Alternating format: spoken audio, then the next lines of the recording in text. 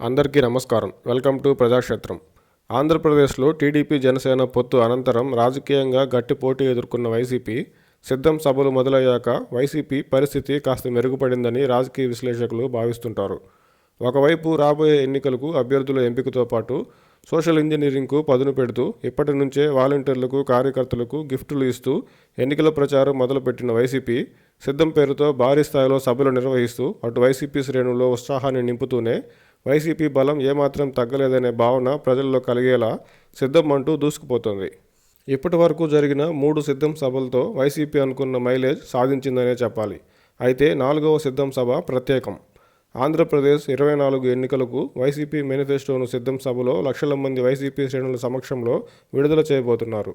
అంతేకాక టీడీపీ జనసేన కూటమిలో బీజేపీ చేరిక ఖాయమైన తర్వాత జరుగుతున్న సిద్ధం సభ కావడంతో మరింత ప్రాధాన్యత సంతరించుకుంది. ఇప్పటి వరకు జరిగిన సిద్ధం సభల్లో టీడీపీ జనసేనలపై విమర్శలు చేసిన జగన్ గారు ఇప్పుడు బీజేపీ సైతం పొత్తులో చేరిన నేపథ్యంలో జగన్ గారు ఏ విధంగా స్పందిస్తారో చూడాలి. గత 5 ఏళ్లుగా కేంద్రాన్ని ఎన్నిసార్లు అడిగినా రాష్ట్రానికి మేలు చేయలేదని, గతంలో ఇదే కూటమి అధికారంలో ఉండి చేసిందేమీ లేదని, మీ బిడ్డను ఎదుర్కోవడానికి మళ్లీ అందరూ కలిసి వస్తున్నారని ఎప్పుడు చెప్పినట్టు జాలి మాటలకే పరిమితం అవుతారా, లేదంటే టీడీపీ జనసేనలతో పాటు బీజేపీపై సైతం అదే స్థాయిలో విమర్శలు చేస్తారా అనేది చూడాలి.